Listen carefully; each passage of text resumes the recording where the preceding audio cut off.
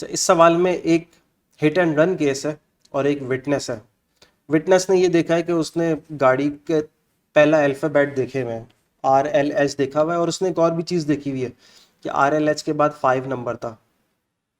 अच्छा, फिर उसको जो याद है कि 3 डिजिट नंबर थे ये टोटल, तो ये आपके पास 3 डिजिट नंबर आ गए। अच्छा, उसको ये याद है कि 3 डिजिट जो थे ना वो तीनों के तीनों डिफरेंट थे, यानी कि 5 यूज़ हो गया, 5 दोबारा यहाँ नहीं आ सकता, यहाँ पे भी 5 नहीं आ सकता। यहाँ पे या तो 6 आएगा, यहाँ पे 8 आ जाएगा। तो तीनों के तीनों डिफरेंट नंबर हैं, उसको ये याद है।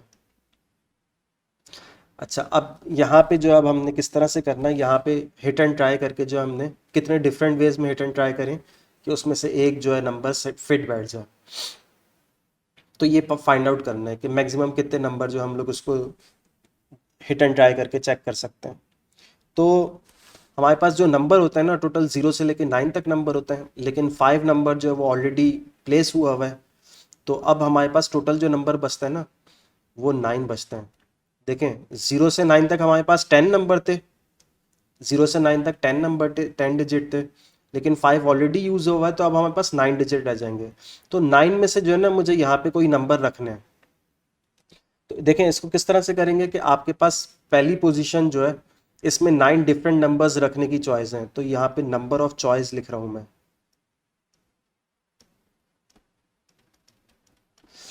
तो यहाँ पे 9 डिफरेंट नंबर्स रखने की चॉइस है, यानी कि आप 1 रख सकते हैं, 0 रख सकते हैं, 1 रख सकते हैं, 2 रख सकते हैं, 3, 4, 5 नहीं रख सकते, 6 रख सकते हैं, 7, 8 और 9। तो इन सब को आप टोटल करेंगे तो ये 9 नंबर बन रहा है डिफरेंट। फिर 9 में से कोई एक प्लेस हो जाएगा यहाँ पर। अब क्योंकि वो उसने बोला है कि तीनों डिफरेंट नंबर थे, तो नंबर रिपीट नहीं होगा आगे। तो 9 में से कोई एक यहाँ पे प्लेस हो जाएगा। तो आपके पास आगे जो चॉइस बचेगी ना, वो 8 नंबर्स की चॉइस बचेगी यहाँ पर। अच्छा, इसको मल्टीप्लाई रूल से करवा लेते हैं, मल्टीप्लाई तो 72, तो टोटल 72 डिफरेंट नंबर्स आप यहाँ पे जनरेट करेंगे, और फिर आप उनमें से कोई एक नंबर हिट एंड ट्राई कर सकते हैं। हिट एंड ट्राई के ज़रिए आप उसको चेक कर सकते हैं कि यही नंबर हो सकता है पॉसिबल। अच्छा, यहाँ पे थोड़ा परम्यूटेशन का भी हम लोग देख लेते हैं कि आपके पास जो है 9 एलिमेंट्स थे और आपके पास 2 पोजीशंस थी। तो 9 एलिमेंट्स हैं, आपके पास 2 पोजीशंस हैं, तो आप इसको इस तरह भी लिख सकते हैं कि यहाँ पे जब परम्यूटेशन यूज़ करते हैं, ये असल में पोजीशन हाउ मैनी पोजीशंस के लिए यूज़ होता है कि कितने डिफरेंट वेज में जो आप इसको पोजीशंस असाइन कर सकते हैं। तो आपके पास टोटल एलिमेंट जो है वो 9 है, और 2 पोजीशंस हैं आपके पास, यानी कि ये फर्स्ट सेकंड डिजिट आ जाएगा, ये थर्ड डिजिट आ जाएगा। तो आपके पास 2 पोजीशंस हैं, तो 9p2 करके भी जो है आप इसको आंसर कर सकते हैं। अच्छा, इस सवाल में हमें 6 लोगों को 6 प्लेसेस पे खड़ा करना है। तो ये परमुटेशन का सवाल है, ये डायरेक्टली परमुटेशन से कर सकते हैं, और हम मल्टीप्लिकेशन से भी हर सवाल कर सकते हैं परमुटेशन का। तो सवाल ये है कि आपके पास टोटल 6 पोजीशंस हैं, यानी 6 बंदों को खड़ा करना है, तो उनके लिए 6 पोजीशंस तो चाहिए ही चाहिए। तो इस तरह के सवालात को आप डायरेक्टली परमुटेशन से कर सकते हैं, वरना मल्टीप्लिकेशन से भी कर सकते हैं। देखें, जब आप बस की लाइन में खड़े होते हैं ना, तो आपकी ये कोशिश होती है कि आप सबसे आगे खड़े हों, और अगर आप आगे खड़े नहीं होते, तो इसका मतलब है कि आपकी पोजीशन चेंज हो गई, और पोजीशन चेंज होने से आपको फ़र्क पड़ता है। तो पोजीशन चेंज होना मैटर करती है, तो उस सूरत में जो है ना, आप परमुटेशन लगाते हैं, और हर सवाल परमुटेशन को जो आप मल्टीप्लिकेशन से भी सॉल्व कर सकते हैं। तो हम सबसे पहले इसको मल्टीप्लिकेशन से सॉल्व करते हैं। क्या हमने 6 लोगों को 6 लाइन में खड़ा, 6 पोजीशंस में खड़ा करना है, एक स्ट्रेट लाइन बना के। तो ये मेरे पास 6 पोजीशंस आ गई, ये नंबर 1 पोजीशन आ गई, ये 2 आ गई, ये 3, 4 और ये 5 और ये 6। तो सबसे पहले मेरे पास जो ऑप्शंस हैं 6 बंदों की, तो 6 डिफरेंट बंदों में से एक बंदा जो है यहाँ पे खड़ा हो जाएगा। तो यहाँ पे मेरे पास 6 डिफरेंट ऑप्शंस हैं मेरे पास पीपल की। तो उसके बाद जो है 6 में से कोई एक यहाँ पे जब खड़ा हो जाएगा, तो नेक्स्ट आपके पास जो है वो 6 बंदों की चॉइस नहीं रहेगी, 5 बंदों की चॉइस रहेगी। तो 5 की चॉइस आ जाएगी नेक्स्ट पोजीशन पर। फिर आपके पास जो है नेक्स्ट पोजीशन पे, क्योंकि 5 में से कोई एक यहाँ पर आ जाएगा, फिर आपके पास 4 बंदों की चॉइस रह जाएगी, और फिर 3, 4, 2 और फिर ये 1। तो इस तरह आप जो है वो डिफरेंट वेज इस तरह से फाइंड आउट कर सकते हैं कितने डिफरेंट वेज में पर्सन 1 पहले आ जाए या पर्सन 2 पहले आ जाए और फिर पर्सन 3 आए, फिर उसके बाद पर्सन 4 आए, फिर पर्सन 5 आए और फिर पर्सन 6 आए। तो एक तो परम्यूटेशन ये मैंने बना दिया। तो इस तरह के कितने डिफरेंट वेज बन सकते हैं। ये भी हो सकता है कि ये आप इसको इंटरचेंज करें, P1 इधर रख दें, P2 उधर रख दें और फिर बाकी सारे सेम रखें तो एक और डिफरेंट परम्यूटेशन बन जाएगा। तो इस तरह के कितने डिफरेंट परम्यूटेशन बनेंगे ये आप असल में फाइंड आउट कर रहे हैं। तो हमने इसको मल्टीप्लिकेशन से कर लिया कि हमने सबसे पहले देखा सबसे फर्स्ट प्लेस पर जो है वो 6 बंदे की चॉइस थी, 6 में से कोई एक यहाँ पे प्लेस हो जाएगा, फिर 5 बंदों की चॉइस रह जाएगी, फिर 4 बंदों की रह जाएगी, फिर 3 की, फिर 2 की और आखिर में एक बंदा बचेगा। तो ये इस तरह से हम इसको ये हमारे पास नंबर ऑफ चॉइसेस होती हैं यहाँ पे जो लिख रहे हैं ये। तो ये टेक्निक होती है हमारे पास कि इस तरह से हम इसकी काउंटिंग टेक्निक से number of ways find out कर लें। अच्छा, इसको जब परमुटेशन से करेंगे तो टोटल हमारे पास 6 ऑब्जेक्ट हैं इस तरह से, अगर बाय डेफिनेशन देखना है, और 6 पोजीशंस हैं आपके पास। तो ये 6P6 आ जाएगा। ये पीपल हो गए आपके पास, 6 पीपल्स हो गए ये। और ये आपके पास जो है 6 पोजीशंस हो गई। तो 6P6, अगर यहाँ पे 6 और ये 6 कॉमन हो तो इसको आप 6 फैक्टोरियल भी लिख सकते हैं 6P6 को। तो इस तरह से अब आपने जो ना, जो इस तरह के अरेंजमेंट वाले सवाल होंगे ना, उसको आपने डायरेक्टली परम्यूटेशन से करना है तो बहुत आसानी हो जाएगी आपको। मल्टीप्लिकेशन से हर सवाल हो जाएगा लेकिन वो फिर लेंदी होना शुरू हो जाएगा। तो ये परम्यूटेशन से हमने करा तो हमारे पास 6 फैक्टोरियल इसका आंसर हो रहा है। अब बी पार्ट देख लेते हैं इसका। बी पार्ट में बोल रहा है if 3 specific person among 6 insist on following each other, यानी कि 3 पर्सन जो है ना, ये मैं अगर इसकी डायग्राम बना के दिखाऊं तो ये मेरे पास ये जो 3 पर्सन है ना, ये जब भी इधर मूव करेंगे या इधर मूव करेंगे, तीनों एक साथ मूव करेंगे, इनके बीच में कोई भी नहीं आएगा।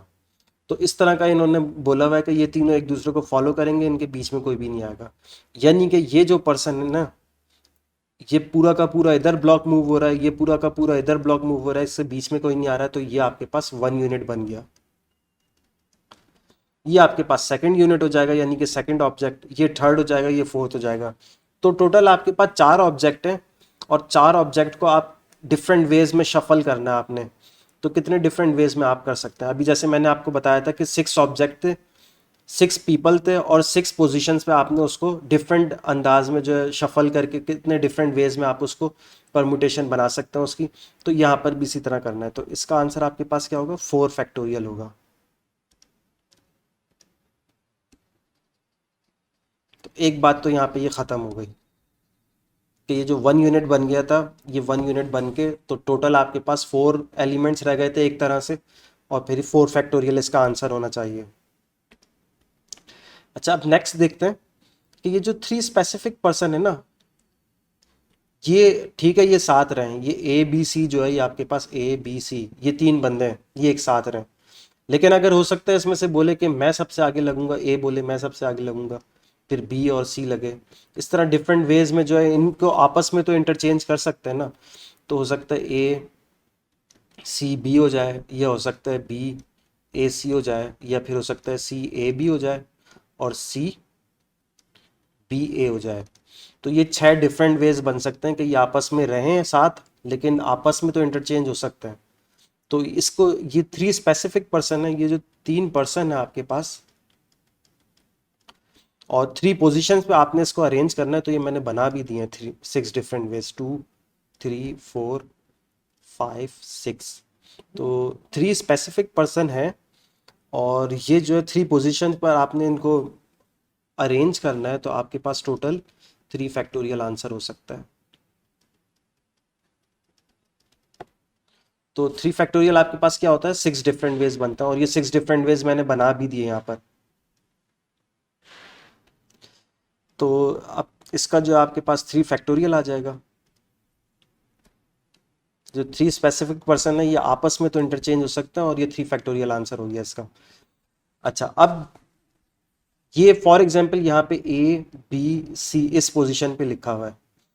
तो ये अगर इस पोजीशन पे रखे हुए हैं ना, ए बी सी इस तरह से, ये तीन बंदे इस पोजीशन पर हैं, तो आपको एक 4 डिफरेंट फैक्टोरियल जो है ना इसके साथ परमुटेशन मिलेगा। बाकियों के साथ, बाकी जो पर्सन 4 5 6 हैं, ये आपस में इसी पोजीशन में इंटरचेंज हो तो 4 फैक्टोरियल मिलेगा। अब इसी तरह इसको चेंज कर दें आप, इस पहले वाले को बी कर दें, दूसरे वाले को ए कर दें, तो फिर से आपको डिफरेंट 4 परमुटेशंस मिलेंगी। पहले वाले को आप बी कर दें, दूसरे वाले को ए कर दें, तो फिर से आपको 4 फैक्टोरियल डिफरेंट मिलेगा। यानी कि हर इसका डिफरेंट परमुटेशन जो है अगले वाले परमुटेशन के साथ कनेक्टेड है। तो इसमें फिर बीच में फर्दर और मल्टीप्लिकेशन लगेगी। तो आपने अगर टोटल आंसर निकालना है तो ये होगा 4 फैक्टोरियल मल्टीप्लाई बाय 3 फैक्टोरियल। तो 144 डिफरेंट वेज बनेंगे इसके। अच्छा, इसका लास्ट पार्ट कर लेते हैं, सी पार्ट। इसमें सी पार्ट में हमने करना ये है कि बी पार्ट में तो हम नहीं करना था कि तीन बंदे आपस में एक साथ खड़े होंगे तो फिर कितने डिफरेंट वेज में जो है ये परमुटेशन बन सकती है। अब सी पार्ट में ये है कि दो पर्सन जो है ना वो एक साथ बिल्कुल नहीं खड़ा होना चाहते, वो जो है वो एक दूसरे को फॉलो नहीं करेंगे। तो ये फाइंड आउट करना बड़ा मुश्किल है कि आप जो है ना वो इस स्पेसिफिकली वो परमुटेशंस फाइंड आउट करें जिसमें वो जो दो पर्सन है वो एक साथ ना खड़े हो सकें। तो इस तरह के बहुत सारी डिफरेंट जो है ना वेज बन सकते हैं, लेकिन वो हमें आइडेंटिफाई करना बहुत मुश्किल हो जाएगा। तो हमने इसका आसान हल ये निकाला है कि हम क्या करें कि हम सबसे पहले जो है वो फाइंड आउट कर लें कि दो डिफरेंट पर्सन जो है ना वो एक साथ ही खड़े होंगे। सबसे पहले तो ये फाइंड आउट कर लें कि जो दो डिफरेंट पर्सन है वो एक साथ खड़े होंगे। उसके बाद आप क्या करें, उसको टोटल में से माइनस कर दें, तो आपके पास वो आंसर आ जाएगा कि दो पर्सन एक साथ खड़े नहीं हो। तो हमने दोबारा बताता हूँ, सबसे पहले हमने करना ये कि जो बोल रहा है ना इसका कॉम्प्लीमेंट फाइंड आउट करते हैं हम। Two specific person among six refuse to follow each other. अब हम इसका उलट फाइंड आउट करते हैं कि दो पर्सन जो है वो फॉलो ही करेंगे एक दूसरे को, और फिर उसको टोटल में से माइनस कर देंगे, और जो आंसर आएगा तो वो आंसर वो वाला होगा कि दो पर्सन एक दूसरे को फॉलो नहीं करेंगे। तो ये सारी बातें मैंने यहाँ पे इस तरह से लिख दी हैं, और इस पे काम स्टार्ट करते हैं हम लोग। कि सबसे पहले दो पर्सन एक दूसरे को फॉलो करेंगे तो वो किस तरह से आंसर होगा, टू स्पेसिफिक पर्सन, ये पूरा आपके पास 1 यूनिट बन गया, ये दोनों एक साथ रहेंगे बिल्कुल।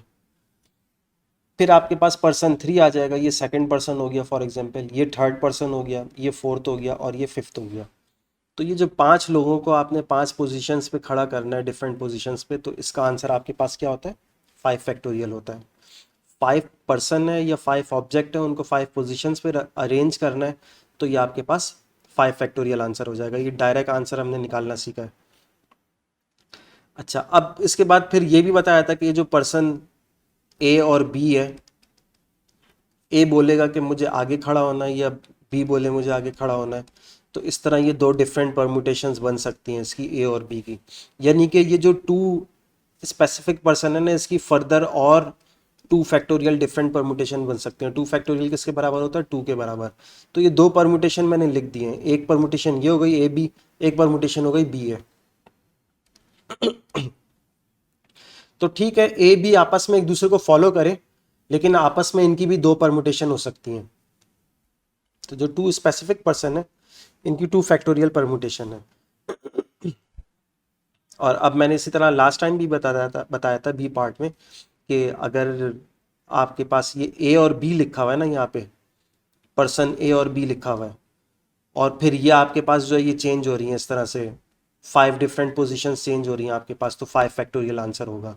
इसी तरह इसको हटा दें आप, इसको हम कर दें बी और ए, तो एक और 5 फैक्टोरियल डिफरेंट आपको मिलेगा। बी और ए कर दें तो दोबारा से आप इसकी 5 फैक्टोरियल डिफरेंट अरेंजमेंट देखेंगे। तो हम क्या करते हैं फिर यहाँ पे, क्योंकि हर इसके डिफरेंट परमिशन, हर 2 स्पेसिफिक पर्सन के साथ होने के साथ साथ इसकी डिफरेंट परमुटेशन जो है ना वो 5 डिफरेंट फैक्टोरियल परमुटेशन दे रही है, तो इसलिए इसमें जो है मल्टीप्लिकेशन रूल लगेगा।